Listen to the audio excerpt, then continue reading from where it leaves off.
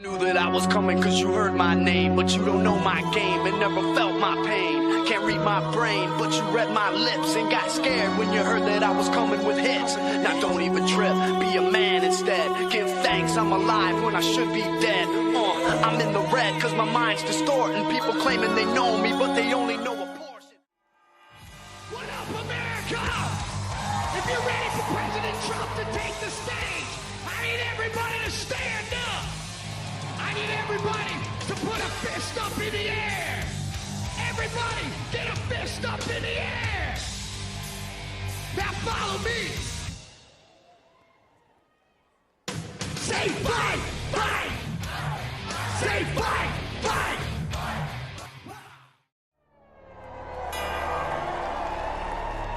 I'm an American badass. Watch me, kid. You can roll with rock or you can... You knew that I was coming. Good morning, everybody. Thank you very much for joining us, for watching, for listening to Political Badass. It's a brand new podcast with myself, Eric Simpkin, and my partner in crime, Damon Galdo. Damon, introduce yourself. I'm Damon Galdo, my buddy here, Eric Simpkin. First podcast, and we're looking forward to getting out the facts to everybody. That's why we're doing this, because it's important, because mainstream media, you can't trust it. So that's why, we decided to do this. So why did I decide to do this? I've been taking action now for several years, since about 2020.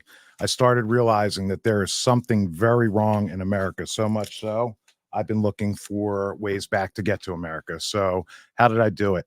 I started out fighting the school boards. My daughter came home to me one day. She says, "Dad, they asked me in history class today. They said, who flies an American flag at their house?" So, of course, I asked her, I said, "Hey, you told them none of their business, right?" "Absolutely, Dad." But the lesson went on to be how that's racist. Can you imagine? It's racist to fly an American flag at your home.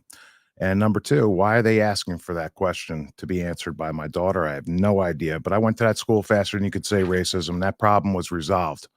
But I started going to school board meetings, and I started to see what type of curriculum they were promulgating in this school. It happens to be an excellent school. They did a great job educating my children. They were just old enough, they're now in college in 2020, to get through this stuff without destroying our family and the fabric of our belief system that we've been promoting to our children since the day they were born, and that is the Judeo-Christian values of the West. So I was completely befuddled, didn't understand what was going on. I'm reading the curriculum, and I see this lesson, and it says, it's a real estate 101 lesson. And it says to the kid, imagine if your home had no walls or no windows. And I'm like, what does that possibly mean? No walls, no windows. It took me a year to figure it out. What it meant is no borders. Okay. Open societies, George Soros, all these things that we're seeing and hearing and talking about today. United Nations, UNESCO, the United Nations Education and Science Committee. These are all globalist organizations that are promoting a radical ideology in our nation's schools, our government schools. And I will tell you this, if my kids were not at the age that they were, Damon, I would have pulled my kids from those schools faster than you can say globalist. I mean, I don't even know how else to put it to you. I mean, I would have pulled them. I didn't think I could, but I am standing here today saying that if I had it to do over again, even though they were juniors in high school, I would have pulled them, just to be a beacon for other parents that have younger children, because I started going to the school board meetings for the younger K to 8, and now it's pre-K to 8. They are filling these kids' heads with the most diabolical information, whether it's radical sexuality, gender theory, which is just that, a theory, okay, or critical race theory. And of course, people were telling me all over the place, hey, we don't do critical race theory in our schools. The NJEA, they said they have nothing to do with critical race theory. Guess what? They lied, they continue to lie, and they will always lie. You need to disconnect yourself and your family from these types of things occurring before it's too late. What do you say, Damon? Well, you know that I have two young children. I have a daughter who's 10. She'll be 11 in October. My son just turned 6. And we have a more moral obligation to shield our children from any type of violence, any type of abuse, whether it's mental or physically. And I do that. But when they go to school and they teach them the things that they're teaching in school, that's a problem for me. They should teach regular curriculum, and that's it. Because I believe it's mental abuse. When you look at Gavin Newsom, what was it called? The Safety Act that he just passed, in California, that where a teacher is prohibited from telling the parents that the child thinks the member of the opposite sex, a different gender. Now, I'll tell you one thing. My daughter is older than my son. So when my son was born, he played with my daughter's toys. They played together, they're brother and sister. So am I supposed to think that he's a girl because he played with dolls with my daughter? No, Absolutely not. Didn't your son one time think that he was Spider-Man because he was watching Spider-Man? absolutely. Yeah. I gave a speech for the New Jersey Project one time, and we had protesters show up and they were screaming trans kids or kids too. So I went over and I spoke to them. Most of them wouldn't talk to me, but there was a gay couple there that probably in their late 20s, early 30s, roughly, and they were nice. They were willing to talk to me. And I have no problem with anybody being gay. When you're an adult, do what you want to do. It's fine. Just leave the kids out of it. So I asked them the question, why they were here, and because they knew why I was there. And they said, well, children as young as 2 years old know that they're a member of the opposite sex. And I asked them, I said, where is that study at? I would like to read it. And they couldn't cite it.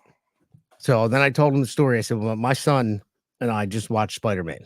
I said, and he thought he was Spider-Man for about 10 minutes. He's shooting webs and stuff like that. We had fun. We played around with it. And then I had to tell him he's not Spider-Man. Because if I told him he was, and he climbed up on the rooftop and tried to sling a web to another roof, I don't think it would work out that well for him, would it? I don't think so at all, Damon. And I'm going to tell you something. If my daughters ever came home to me and said, Dad, I think I'm a boy, I would say, I hear you loud and clear. Maybe you do think that, but the operative word there is think. Okay. Yeah. It's in your mind. Okay. But genetically and scientifically, okay, every cell in your body has your DNA in it that has chromosomes that determine really at conception whether or not you're a boy or a girl. And I will tell you, okay, to anyone that's listening, and I would ask that you promote this to anyone who's not listening. Okay. There are two sexes. There is no such thing as gender, and there are unlimited personalities. And really, that's how it lays down, Damon. I mean, realistically, gender is just an observance of yourself and how you see yourself and how you want other people to see you. Okay. But this radical ideology that's being promoted in schools is contrary to that. And it's contrary to the values, virtues, and beliefs of many, many families. And aside from the religious beliefs, okay, we have a scientific issue here where we're saying it used to be America, you can be anything you want to be. Okay. And I believe that wholeheartedly. I never thought I'd be sitting here on a podcast. I certainly never thought I would have run for school board, township committee, or worked really diligently to take back over and control of our local county GOP by getting rid of people that are making poor decisions on the voters' behalf. I never thought I'd be called to do that. And that brings me to the Judeo-Christian values of the West. Okay. I happen to be Jewish. I get along with anybody that's any religion. But if you go back to Genesis, God said to Abraham, and he called out to Abraham when he was asking Abraham to sacrifice his son Isaac, okay, to prove his loyalty to the one God. And he called out to Abraham. It was very simple. And God said to Abraham, according to Genesis 22, Abraham. And Abraham's answer is, here I am. And here I am has resonated with me my entire life. And it resonated with me so much that it was brought back into my life just yesterday when I was watching the Charlie Kirk show at one of the events he's holding. And he was talking about in Judaism, the word here I am, and it's defined and translated as Hineni, here I am. And on the high holidays, what happens is that there's a cantor, a prayer leader in a synagogue that prays on behalf of the members of the synagogue that are there. And this poem was written in the Dark Ages, probably around the 1400s, maybe the 1200s or 1100s. I'm not sure. But the prayer starts out like this. And keep in mind, this is a leader of a synagogue that's praying on behalf of the members there. And it says, Hineni, here I am, deficient in meritorious deeds, trembling awe-stricken fear of the one who is enthroned upon the praises of Israel, standing and pleading before him on behalf of his people Israel, who have sent me, though I am unworthy and unqualified for the task. So let me be the first to admit, everybody, I am not qualified for the task to lead everybody to a way to save America, but I am connected and immersed. And I would like to dedicate this first episode to someone that I really look up to and admire. And today, that man, Stephen K. Bannon, is in prison because he took a stand. He was received a subpoena from the sham January 6th committee, and he refused to testify against Donald J. Trump because Donald J. Trump was the president at the time, invoked privilege, and told Stephen K. Bannon that the conversations we had regarding that were privileged. Stephen K. Bannon, along with Peter Navarro, who also, defied the same type of subpoena from the sham January 6th committee. He served 4 months in prison, and right now, Stephen K. Bannon is serving 4 months himself in Danbury, Connecticut, and that is preposterous. He is a leader of the MAGA movement. And when I sat down and talked to the GOP chairperson that we wanted to have removed and bring in a new one so we can start electing some leadership here in South Jersey so that we can have some representation for all the taxation that we endure, he actually said to me, Eric, I'm really not MAGA. And I said to myself, wow. Who isn't MAGA? How can you not be MAGA? Well, what's it mean? Make America Great Again. How is an American not make America great again? And here's the leader of a GOP party in a county telling me he's not MAGA. I was completely shocked. But guess what? There's a new day because we did elect a new leader. Okay. And one of the things that I carry with me all the time, as you know, Damon, I've given out thousands of these, is the Pocket Constitution and the Pocket Declaration of Independence. Every time I want to remember why I'm here doing this, why did I answer that call and say, here I am? It's because the words in this small booklet, okay, it's not a lot of words. It's under 10,000 words between the two, but it reminds us each and every time about what our God-given unalienable rights are as Americans. My family came to this country legally. I'm sure so did yours, and so did most people out there. They came legally. They came ready to sign up for a social contract, and that contract is based on the Judeo-Christian laws and rule of law that we've adopted here in America. And we now have a completely open border, okay, that's allowing millions of people to come into our country that don't believe in the rule of law and based on those Judeo-Christian values and want to change it effectively. And right now, we just saw this week Kamala Harris be installed as the nominee, or really the more than likely nominee for the Democrat Party, taking out Joe Biden. Anyone that's got a pulse and breathes air knows that Joe Biden hasn't been fit for office since before he took office. It's preposterous. Let's just take a look at what Kamala Harris represents, okay? We're going to have 2 million people cross this border for the first time ever. You're confident this border's secure? We have a secure border in that is a priority for any nation, including ours and our administration. Okay. Do you have any plans to visit the border? I'm here in Guatemala today. At some point, we are going to the border. We've been to the border. So this whole thing about the border, we've been to the border. We've been to the border. You haven't been to the border. And I haven't been to Europe. And I don't understand. Thinking about the significance of the passage of time, right? The significance of the passage of time. So when you think about it, there is great significance to the passage of time in terms of what we need to do to lay these wires, what we need to do to create these jobs. And there is such great significance to the passage of time when we think about a day in the life of our children. When we talk about our children, I know for this group, we all believe that when we talk about the children of the community, they are the children of the community. Over the summer, there have been protests and demonstrations in astronomical numbers standing with Palestine, but then just a few days ago, there were funds allocated to continue backing Israel, which... The fact that your voice, your perspective, your experience, your truth should not be suppressed. because I represent the whole of the United States of America.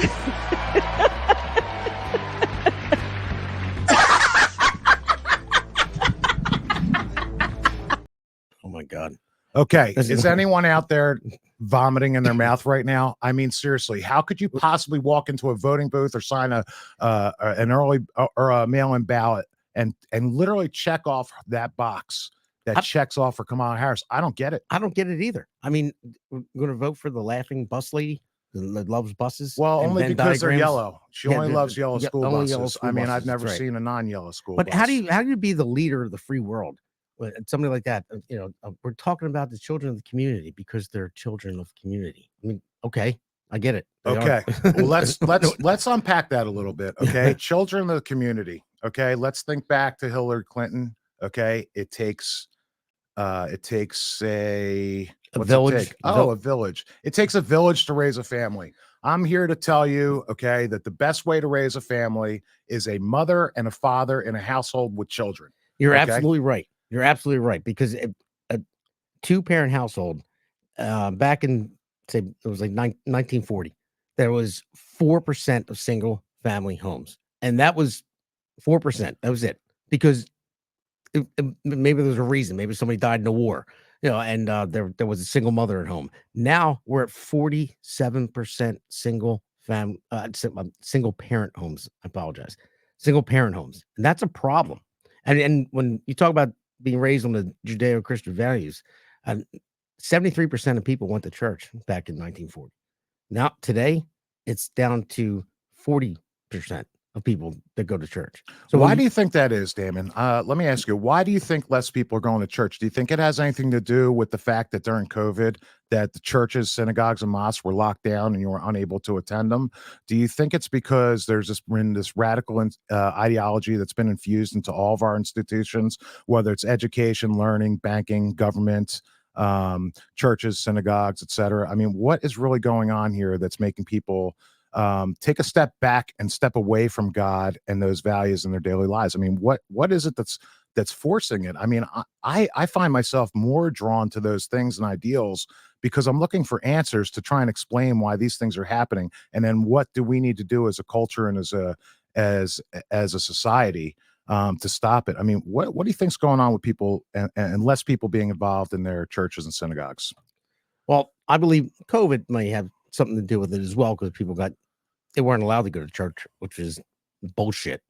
But I think it's the removal of institutions. I think it's like the communist, socialist, Marxist agenda that our government has, that our elected leaders have, and they want to remove God from families, remove God from schools, remove God out of everything. I mean, it says right on our money, "In God we trust." I mean, that's what our nation was founded upon. And you don't have to believe in God to live by those values, but they're the values that have a civil society. And without those values, then it'll destroy the social fabric of this country, and the country cannot survive on that. So I don't think this all started with George Floyd in the Summer of Love in 2020. Do you? No, not at all. I mean, I'm looking at a document right here. It's called the Communist Goals Congressional Record, Appendix A34, A35, January 10th, 1963.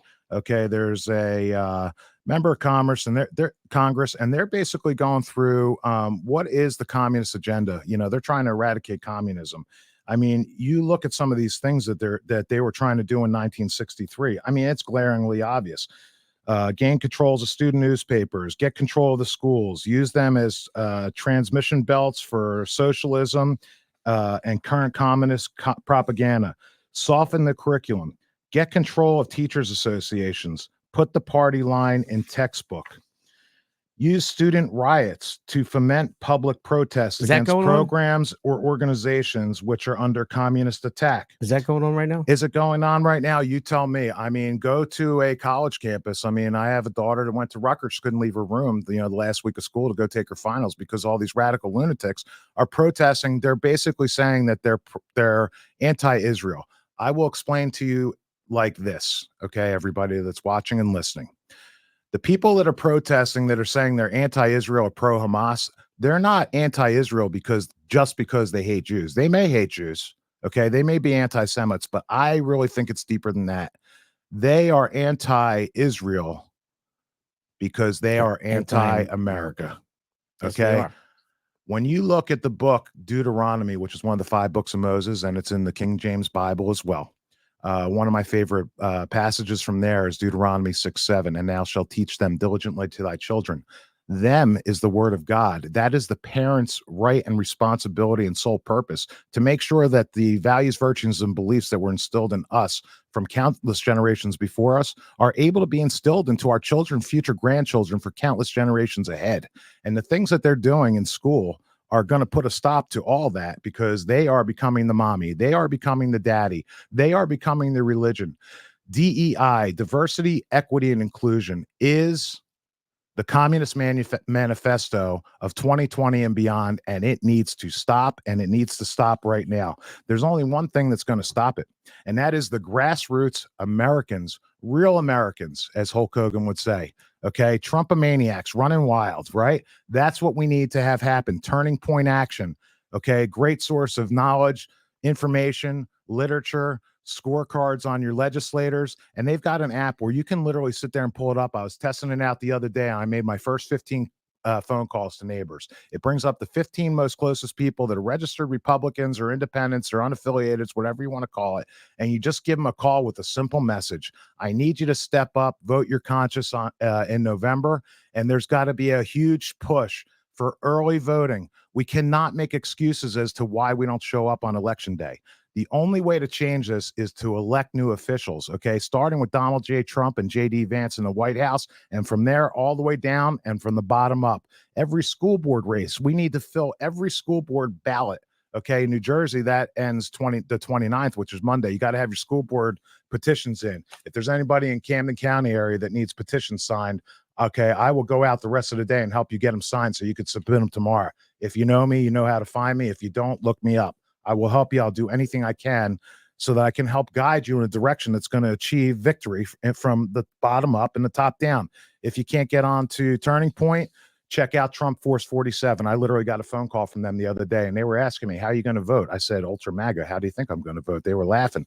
But in all seriousness, how am I going to vote? I'm going to vote early. I did it last year. It was a great experience. There was no line. Little bit of a waste of money in South Jersey. I think they had 8 people there for 2 weeks. They only got about 67 people to vote early in my district. That's okay. I took advantage of it. I want to have 6,000 people there early voting. We don't get enough people to vote in New Jersey. They think it's some kind of purple or blue state. I can assure you from being out there and everywhere, it is not. I wanted to fill some seats on our Republican committee a couple weeks ago on a Friday afternoon. I said, Damon, I don't know what to do. I got 15 seats to fill. And we collaborated for about 18 seconds. And he said to me, let's send a text message out to 4 over 4 voters, which are people who vote in every primary. They're probably the lowest hanging fruit of people that are going to volunteer to do something and become part of the grassroots. Guess what? In 48 hours, Damon, what do? We got 15 people to sign up, join the Republican committee. I appointed him as chairman. And then just a week later, we had our first reorganization meeting of that committee, and we had a vote. And we voted in a woman named Kimberly Stewart. She's doing a phenomenal job for the GOP in Camden County already. We have already established Republican committees from the municipal level in 8 new townships just in Camden County alone. And Camden County, New Jersey, by the way, is the 6th largest county in the state of New Jersey by population. And everyone says, oh, there's a million more Democrats and Republicans registered to vote. I mean, a lot of those people aren't voting Democrat. How could you? If you have a family, if you have a child, if you have a brain and a pulse, I mean, you really shouldn't be voting Democrat. But there are some that do. And our objective is to take the people that would have done it based on consistency or based on, whatever they did last time. We just need to give them the facts and the details. Showing people a video like that about Kamala Harris is a good way to do it. Let's bring up another one. This is from 2020, Dame. I just want to play this video real quick. Okay. This is a 2020 campaign ad from Harris and Biden. I forgot all about it, but I was reminded by a friend. Let's take a look at what they were talking about with equity then, because we're going to stick with the DEI for a little bit here. So there's a big difference between equality and equity. Equality suggests, everyone should get the same amount. The problem with that, not everybody's starting out from the same place. So if we're all getting the same amount, but you started out back there and I started out over here, we can get the same amount, but you're still going to be that far back behind me. It's about giving people the resources and the support they need so that everyone can be on equal footing and then compete on equal footing. Equitable treatment means we all end up at the same place.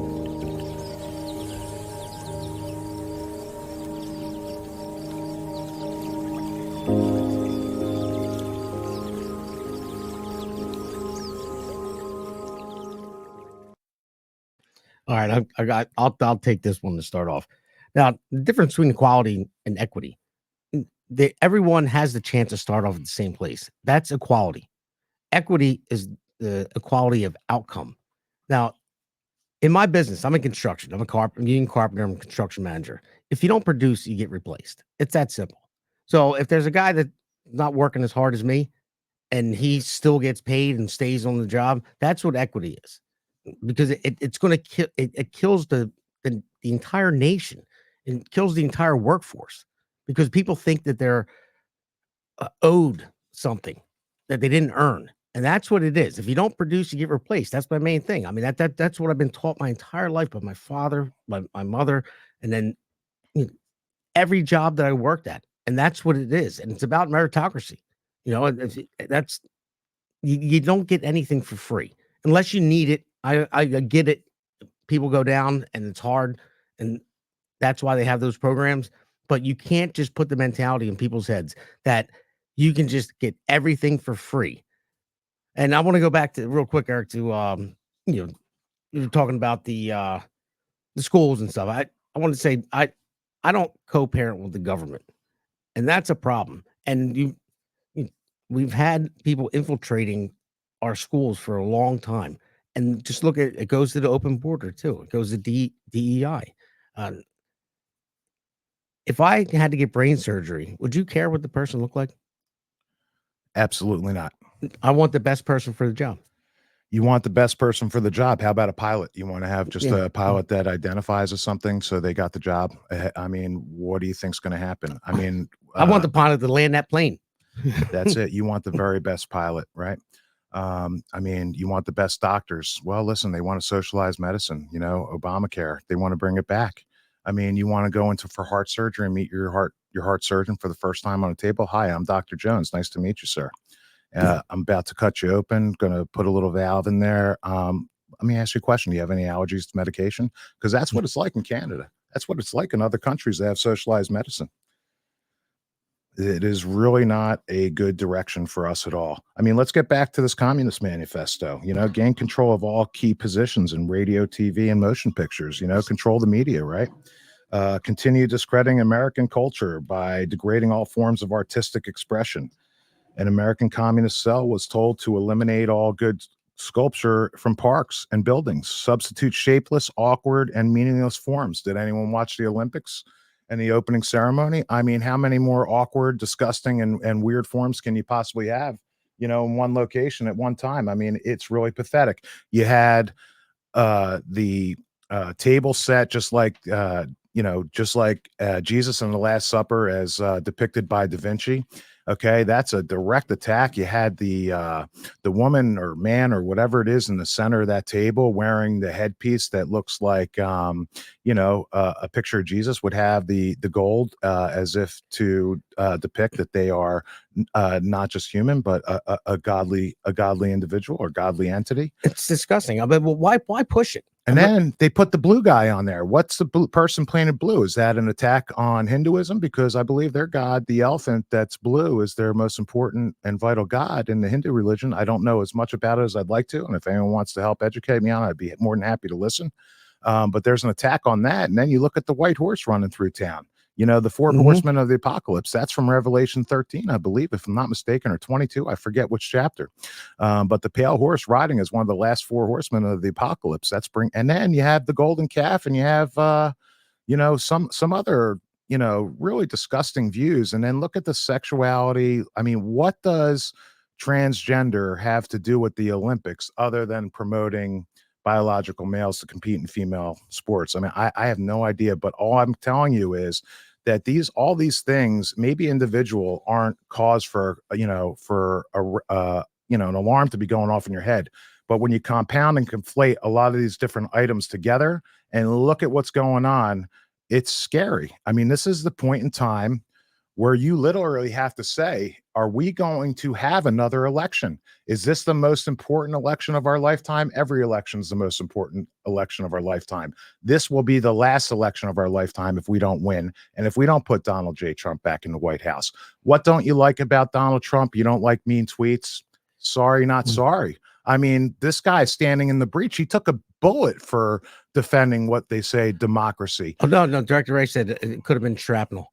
Well, no, but then they said they gave us permission, I think yesterday, to be able to say it was a bullet because he said it's a bullet. That is controlled by the government of the media. It's one and the same. And this is exactly what this manifesto is describing. Yeah, but why would he go there?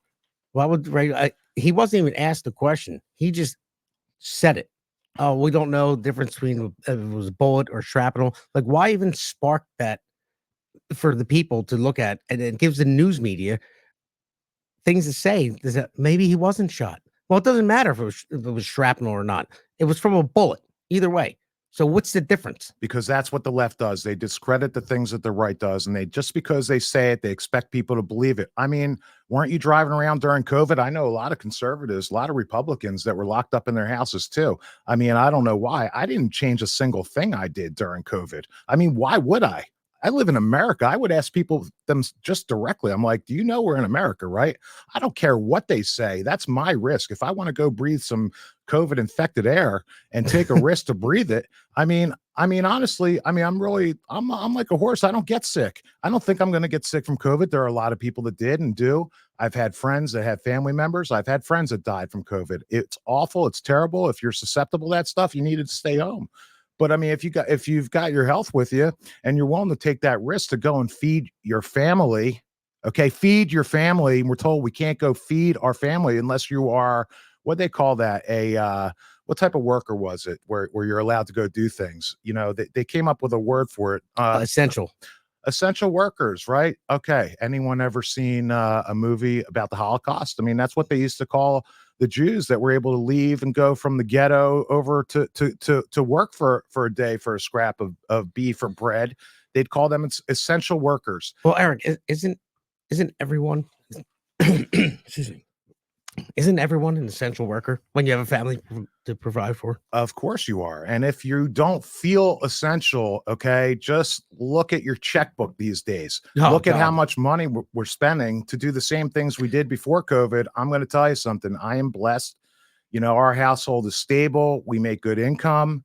Okay. But it's never enough. And it's way less that you got left over at the end of the day to provide for your family into the unknown future by saving money. You've got to put away something that you're making to save it for tomorrow. It's getting harder and harder for families, myself included, to put stuff away. I got 2 kids in college, you know, a couple car payments, but I live within my means. I live on what I make. I don't borrow money just because I want something today. Today, it's more important than ever to get back to your parents' values, really. Look at your parents. They had more money than you had. Hey, you tell my wife they had savings. I think we need to tell every wife and every spouse that. Happy spouse, happy house. Okay. And whoever said money doesn't buy happiness, they don't have any. Okay. You need money to live. That's just the way it works. You got to find happiness in other ways, but it can't hurt to have a little bit extra money in your pocket, in your bank account. Max out your 401k. There's things to do to prepare. Because I'm telling you, just like Stephen K. Bannon was telling us every single day on his show, okay, it is going to be a rough and rocky road from now until election, because that's the way they want it. They are creating chaos every single day, every single minute, every single week, every single month. It gets harder and harder to see through it. You have to stay focused. You have to stand up. You have to say, here I am. What can I do? I have people that ask me, what can I do every single day, Damon? I'm starting to tell them, get involved with Turning Point Action. Get involved in Trump Force 47. My own family's asking me what they need to do. What you need to do is talk to another human being about what you're seeing and feeling, whether it's uncomfortable or not. Because when you're talking about something that's truth, it's always going to be uncomfortable. That's how you can tell it's the truth. Go, Damon. No, I just wanted to ask you something. I don't know what your food shopping bill is now. It used to be roughly around $200 a week for me. Now it's $350 a week. Well, that's a little So- bit more than 8% by my math. Oh, yeah. I No, use but the old school math, which is not racist, by the way, which they call new math racist. If you go to a school or ask an NJEA member, math is racist. Math is racist. You now, know yeah. why it's racist, though? I learned why it's racist. Let's talk about this, Damon. Yes, I'm spending double what I spent on food. Okay, I'm spending double on what I spent on anything I need. Stuff I don't need, yeah, 8%. Okay. I don't know, 2x4. I don't need too many 2x4s in my house. I'm sure they're more than 8% too, by the way, because look at the price of housing. How are these young families going to start out and get a house? They can't. They can't. Interest rates are way too high. I Got mean- kids coming out of college that can't afford a home or an apartment. Everything is sky high. I mean, they're going into college, can't afford it. When they get out, all Yeah. they got's a college bill now, right? I Yeah. mean, I know my kids are going to college. Okay. I told them we're not taking any loans. Dad is going to go out and work harder. And based on the merit and based on my performance being the best I can be, the best at what I do, I'm able to afford to pay those payments. Okay. I didn't just lay down and say, let me take the easy path. Of course it's easier. Let me take a loan. Let me just put it on the bill, put it on the bill. Put it on the bill. When a kid gets out of a bachelor's degree where they're going to make $50,000, $60,000, if they're lucky right now, maybe they're going to make 80. But I got news for you. You got to make $180. $180,000 is the new $100,000. Absolutely. Okay. And that's what they're saying. And I don't know a ton of people that are making 180 as a family for. I know many. Okay. But I feel certainly bad for the ones that aren't, because there's been many years that I didn't and I needed it, and I didn't have it. So I have learned a couple things. One is, you're going to have to learn how to work within the system and outside the system simultaneously.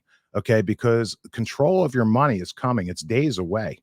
Okay. With cryptocurrency and the de-dollarization of the dollar, getting off the petrodollar, it's going to make that cash in your pocket worth the same amount as toilet paper. Maybe toilet paper is going to be more valuable than that paper. Who even knows? And the people that win from currency is the banks. Don't let anyone kid you. They're charging interest on every paper dollar that we have to our government. The Federal Reserve is not a federal government entity. Okay. It's a privately held bank institution. They hold all the cards. They got all the money and they have all the power. And then you got the power grabbers coming up from under that. And that's where the New World Order comes in. And that's what they're after. Well, infusing this communism into every facet of our society. and that's what you have to realize, though. A lot of people don't realize the government doesn't have money. They don't generate any money. Yeah, no, they collect money they from collect people money like from me and us. you off the backs Yeah. of Americans. Because guess Exactly. what? It's just like President Trump says, okay? It's great patriots like you that built this country, and it is great patriots like you that are going to save this country. And I mean that most sincerely. Turning point action, Trump Force 47. Get on the ball, start making calls, talk to your friends and neighbors. Do not let politics be a passé thing that you're not allowed to talk about. You have to talk about it. Go ahead, Damon. Well, just think about it. I mean, even with the open border, I mean, when the government controls our money, our taxpayer dollars, we spend this is in 2023, $454 billion. $454 billion on illegal immigrants. That's transporting them. It's paying for their housing. They get food stamps within 7 days. And we're paying for all of it. Not only that, we're the biggest funder of the UN. So, and the UN actually has, what do you call it? Like visa cards that they're giving people to come to Mexico to cross our border. So we're actually funding people to come here. We're flying people in planes too. And so we're funding people to come here, and then we're paying for them. I mean, that's just the God's honest truth. I mean, it's a fact. I mean, if you don't believe me, look it up yourself. I don't need to look it up. I'm looking at a piece of paper with those 45 items from the Communist that's right here. Manifesto. And guess what? It says, make sure that everyone believes that the United Nations is the only thing that could save the globe. And that starts with climate change. I said the other night on the podcast, I said, guys, you have to hear me on this. And not everyone agrees or understands it when I first say it. But if you think about it, it's absolutely true. Climate change is the biggest driving force of any of these other agenda items, including DEI, okay, including mass migration.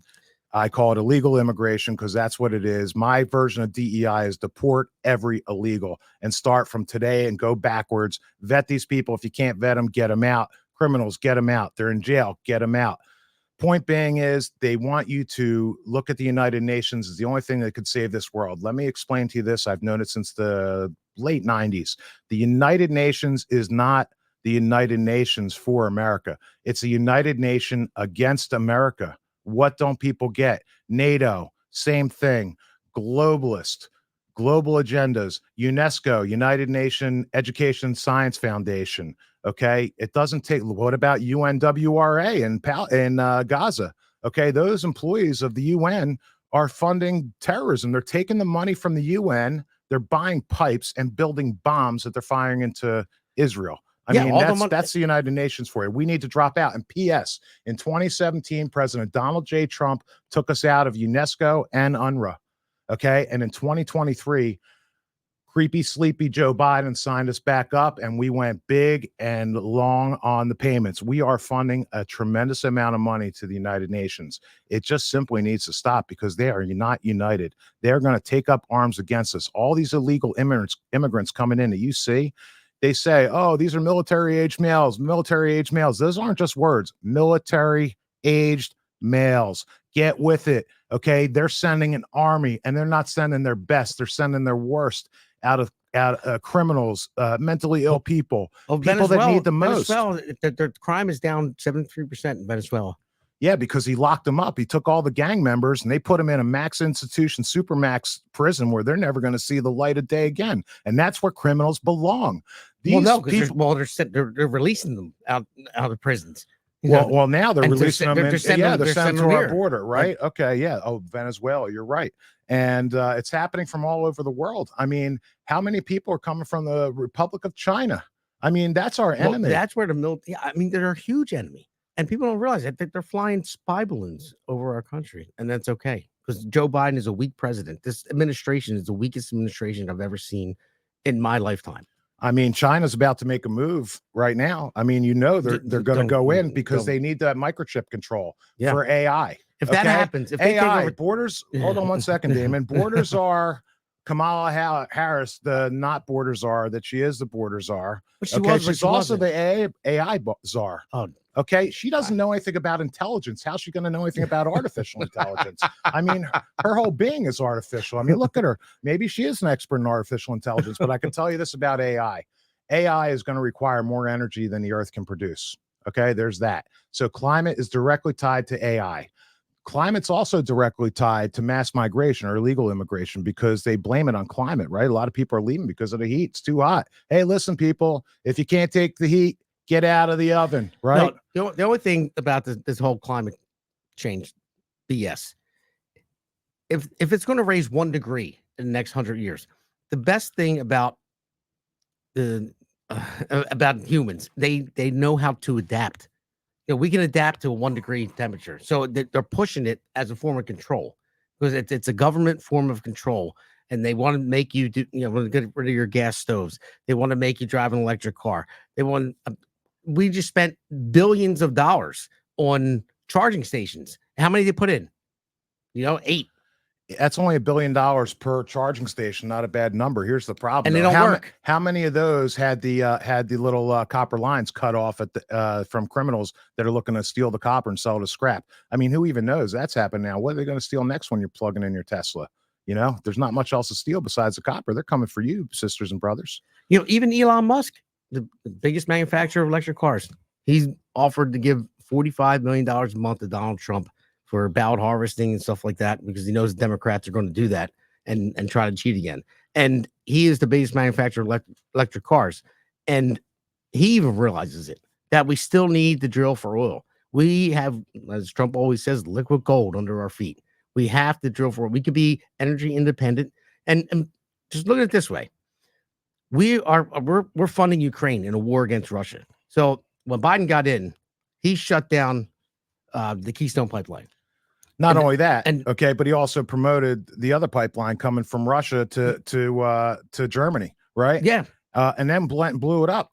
Yeah, exactly. And then if you think about so we're funding Ukraine to fight Russia, but we're buying oil from Russia, so we're enriching Russia more, and we're also funding Ukraine. So we're on both sides of that war. We're paying for it. It's just unbelievable. I don't know, Damon. It seems to me today, and I'm not a conspiracy theorist. And by the way, Stephen K. Bannon also says this: there's no such thing as conspiracies, but there's no such thing as coincidences either. Coincidences. Okay. And you go back to your Communist Manifesto. One of the biggest things is keep supporting Russia, even though they say they're bad. That's part of the communist regime. Same thing with China. It's all right here. 1963 communist goals. Google it, look it up. We talk about facts. We don't talk about AI generated advertising. We talk about facts, and we've got the receipts, don't we, Damon? Exactly right. And if you look at it too, number 20 of this, it says infiltrate the press, get control of book review assignments, editorial writing, policymaking positions. Now, when you say infiltrate the press, I mean, don't you think they are? I mean, look at all the mainstream media. They lean one way. I know Fox kind of leans a little bit right. Newsmax leans a little bit right, but everything else and the lies that they tell in the media. That's why I wrote something before. It's called The Divided States of Media. And the media has so much control over what people think and everything. The propaganda that they put out there and the lies that they tell. I mean, when Eric just said about, oh, Kamala Harris was the border czar. Oh, no, now she's not the border czar. I mean, there was a clip out there that says it over and over again. Every mainstream media company said Joe Biden appointed her as the border czar, the border czar, border czar. Everyone, MSNBC, CNN, ABC, NBC. And then now all of them are saying, well, she was never appointed the border czar. Well, how'd that happen? Well, Damon, let me put it to you this way. We're talking about the media and how the media is really running things and can really have a massive amount of control over what we say and think. So you and I, a couple weeks ago, I think it was on July 5th, the NEA, National Education Association, was having their yearly convention in Philadelphia. Oh, you got to play that clip. I had no intention on going, Damon. Okay, I was working, but I travel with a bullhorn in my truck, right? Mm-hmm. I mean, I am ready to go. If I see somebody protesting, I'm either going to get on board with them or against them, right? And I ended up calling you, and you told me what you're doing. I said, Damon, I'll be there in 20 minutes, bullhorn in hand. Let's go. And I met up with a guy, and he had a bunch of turning point action signs. One of them said, protect pedos, protect children, not pedos. So I was getting a ton of attention, if you can only imagine, right? I got the sign out there in front of the NEA. You got all these educators walking around. You got Planned Parenthood coming up to me saying, hi, we're from Planned Parenthood. I was like, yeah, good. What are you doing here? I was like, because these are educators. I mean, what would you have to do with anything with the school or teachers? I mean, what are we doing here? There's no teachers, there's no kids. I mean, whatever we're doing here, I could promise you this. We're against, killing babies, and we're against transgender children in school. So I'm sure we're against you. What can I do for you?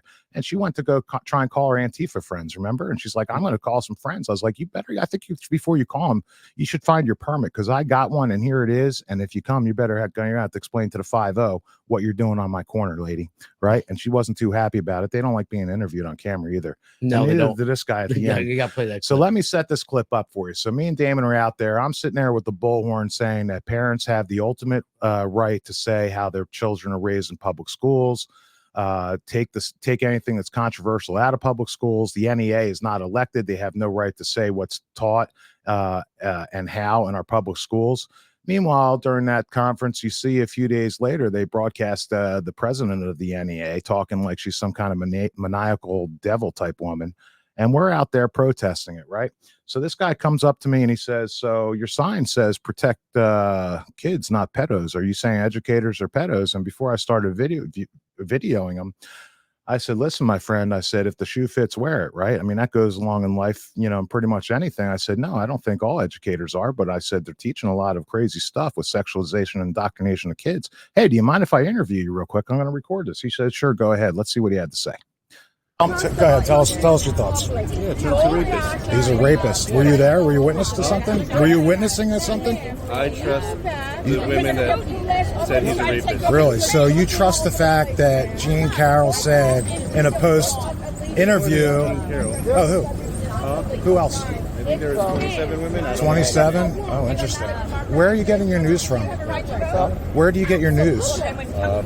Yes. I got you. I have a website called ericsimkin.com. You should check it out. That's me. And it has a lot of solid news sources that you can get an unbiased filtering from. I would suggest take a look at it. ericsimkin.com. It's not self-promotion. It's just a good news source. What happened on January 6th? Do I agree on what happened to it? What happened on January 6th? You mean like a bunch of people stormed the Capitol? I believe that if you peacefully assemble, you have that right. Peaceful. There were some bad apples in there, but there's also a lot of federal agents involved too. How's Roy Epps doing? Is Roy Epps still Ray Epps? You don't know who Ray Epps is? Right. I really think that you need to get some good information from other sources, and then you do. I am. I'm getting it from you right now, Fitz. Thank you for sharing. I appreciate that. All right. Are you pro sexualization and indoctrination of children in public schools? You for that? Do that. And we also I don't hope do not. CRT. I had to look You up don't do that? CRT. You don't know what it is? I did not know Do you what have an it is. anti-racism program in your curriculum? Do you have anti-racism programs in your curriculum? Yeah, pro inclusion people, like Inclusion? Okay, got you. So, yes, he does. doesn't have I asked 5 times. I said, I'm going to. There is no consent. I'm right here. No consent. Phone Okay. shut down. This is a single. This is a single consent state. Fuck off. Okay, enjoy yourself. Have a nice day, Fit. Nothing makes me feel better than getting told to fuck off by a radical left lunatic educator who's in there talking about how they're going to promote these ideologies to our children during this convention. I mean, at the NJEA convention every year, they're not even original. Every year now, they have a drag queen story hour there. Okay, I documented it very well. Okay, they had a thing called RISE this year in July, RISE. Don't ask me what the acronym stands for, but let me just give you an idea of what their logo looked like. You know that thing we were talking about where you put the body of Christ in before you take communion? Yeah. It's a gold thing. Okay, well, the outer perimeter was that, which means that, to me, that they're basically creating and promoting a new state religion. Okay, you heard me right. State religion. They promote separation of church and state because they want a new religion with no God. That is a fact. You can Google it and fact check me all you like. That's what's going on in education. Pull your kids. And we do not put co-parent with the government. But let me go on to say this. Policy 5756. If you live in New Jersey and your children go to government schools, okay, policy 5756 says that if a child, no matter what age, doesn't matter if it's preschool through 12th grade, they decide that they want to change the name that they're using at school, their pronouns that they use to identify their gender, okay, or any other thing they want to be called, they can do that. And the school, they can tell the parents in New Jersey, okay, but they do not have to. And if they're not required to, I can assure you that there are many, many children out there that are being treated under this policy for gender dysphoria or whatever you want to call it without the parent's knowledge or consent. I can tell you as a parent, if something ever happened to one of my kids and that occurrence happened because I didn't know that they were struggling with a mental health concern and that school hid it from me, I don't think I need to tell you what I would do, Damon, because I'm going to tell you as a father,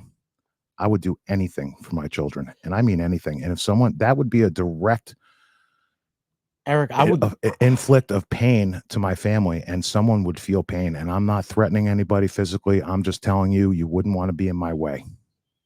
Eric, not just because I'm in construction, I would tear down the entire goddamn world and rebuild it for my children. I mean, what parent wouldn't? That's as far as I would go to the ends of the earth for them. And if somebody else, like I said, I don't co-parent with the government. You know, the teachers, I give them credit. They teach, and they're supposed to teach regular curriculum. It's a job. But when you hide things from the parents, you can't do that because they say that, they hide it because the child doesn't will feel like he's not treated well at home if they were to tell the parents. Right. So what would you tell your parents? They're my parents. What would you tell what would you tell teacher? Yeah, I think they're going to kill me if they found out, right? Because that's what kids do. They say things that they don't mean, and they mean things that they don't necessarily say. There's a lot of shit I did when I was younger. If my parents found out about it, they would have killed me. And exactly. They did find out but guess about what? It, Here we are living and breathing, Damon. Somehow miraculously, without the NJEA and without the public government education system, without DEI, without policy 5756, guess what? Miraculously, we found a way to live it to this point, despite it. It goes back to common sense.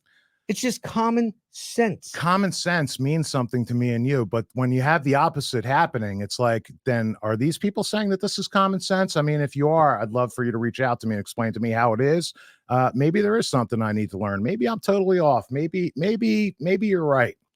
I doubt it. And the best thing to have a conversation with somebody, I love having conversations with people that don't agree with me.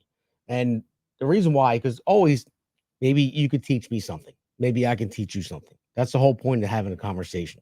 I don't cut anybody off because they believe in one thing or the other, or they're left or they're right, or they're Democrat or Republican. I still want to talk to people, but the people that disagree with me are most important, because when you ask them the question and they have this radical ideology and you ask them to explain it and you say, well, where did you hear that from? Crickets. All you hear is crickets. Exactly. That's what it is. And they can't explain themselves. I mean, when when I had that conversation with the couple in Cherry Hill when we had that the meeting, and they couldn't. I asked them certain questions and they couldn't explain it. And I said, "Well, do you have any kids?" And they said, "No." Obviously, they didn't. So I said, "Well, my kids believe in Santa Claus. You know why?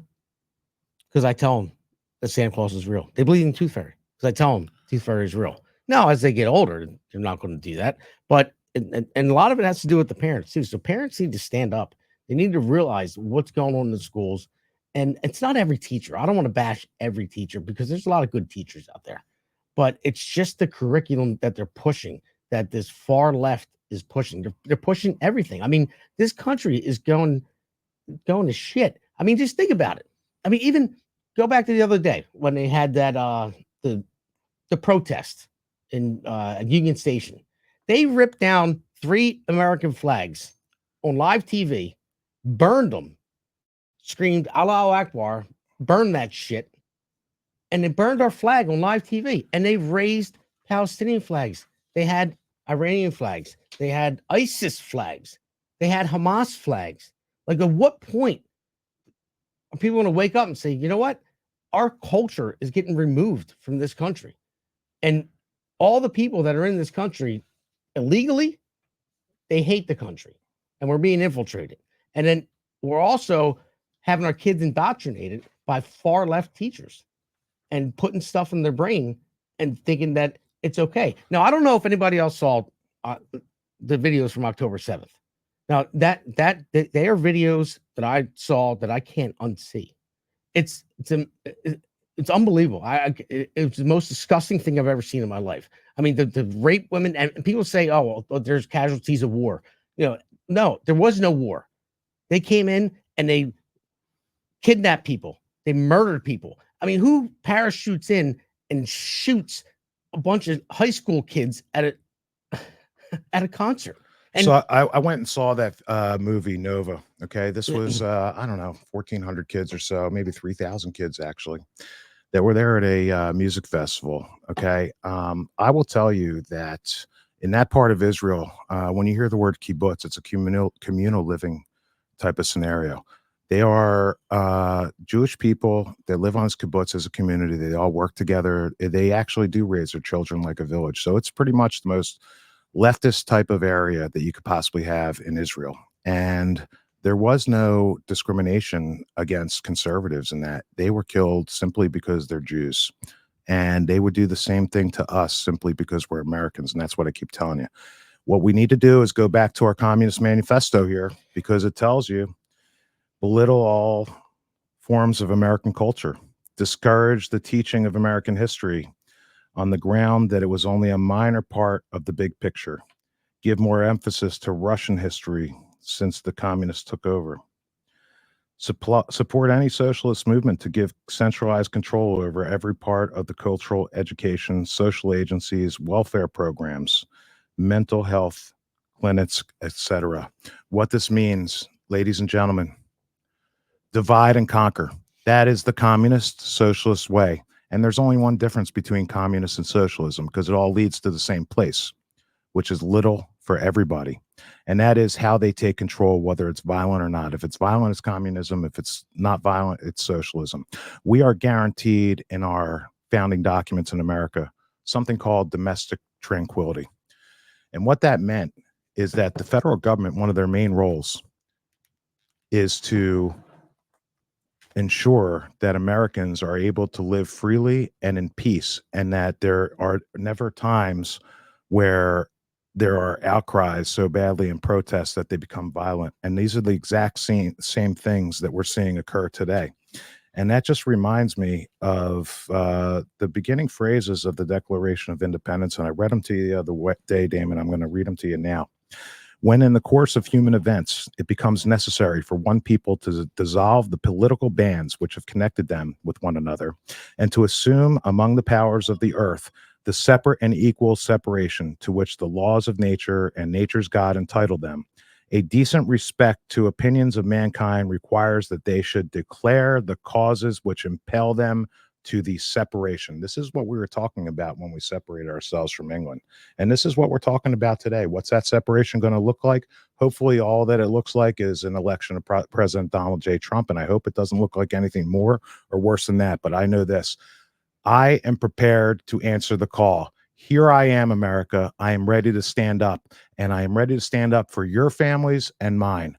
I want you to start following us on the Political Badass. Check me out at www.ericsimkin.com. ERICSIM as in Mary, KIN as in Nancy.com. www.ericsimkin.com. Hold the line, people. Stand in the breach. Stand up. Get it right, and don't make this the last election that we ever have. Damon, let's finish up.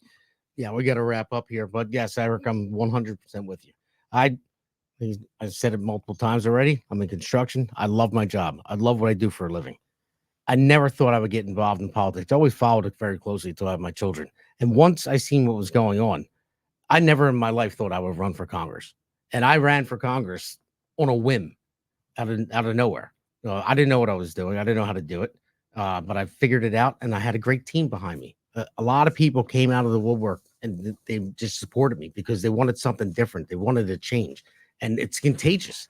If everyone stands up for what they believe in, everyone just cares about their city, their state, their country, because even in local politics are what fuels a state. And when you fuel the state, it sparks a nation if we start from the beginning. And that is a very important thing. And everyone needs to have their voices heard. Go out and vote on November 5th. And make it count. Make sure that your vote counts. And I'm not going to tell you who to vote for. I'm voting for Donald J. Trump, but I think you should. But it's up to you. But either way, if you vote for Kamala Harris, I think that you need to get your brain checked. That's all. And I'd like to just sum it up with this. I'd like to just share with you one last prayer. It's Psalm 23. The Lord is my shepherd. I shall not want.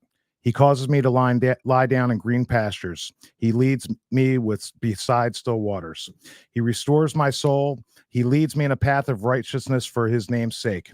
Even as I walk in the valley of the shadow of death, I will fear no evil, for you are with me. Your rod and your staff, they comfort me. You set a table before me in the presence of my adversaries. You anointed my head with oil. My cup overflows. May only goodness and kindness pursue me all the days of my life, and I will dwell in the house of the Lord for the length of days. Everybody, God bless you. God bless America. God bless Donald Trump, and God bless your families. I want to say one more thing. Well, I didn't have to go to church today with all the prayers, so that's good. Yeah, you don't need to when you're hanging with Eric Simkin, Political Badass. That's right. But no, I want to thank the PPN, Patriots Prayer Network, for hosting us and all that. There's many other podcasts on there. So if you go to the patriotsprayer.com, check out every other podcast as well. And absolutely tune back in for ours. We're going to be on every Sunday at 12 and probably pick another day, at least start 2 podcasts a week for now. So we're just starting this off. We got to work it with our work schedules. But and we value your feedback. Send it to us. Yes, get it on that chat box and we'll answer your questions. Thank you very much. Last night I heard this politician talking about his brand new mission. Liked his plans, but they came undone when it got around to God and God.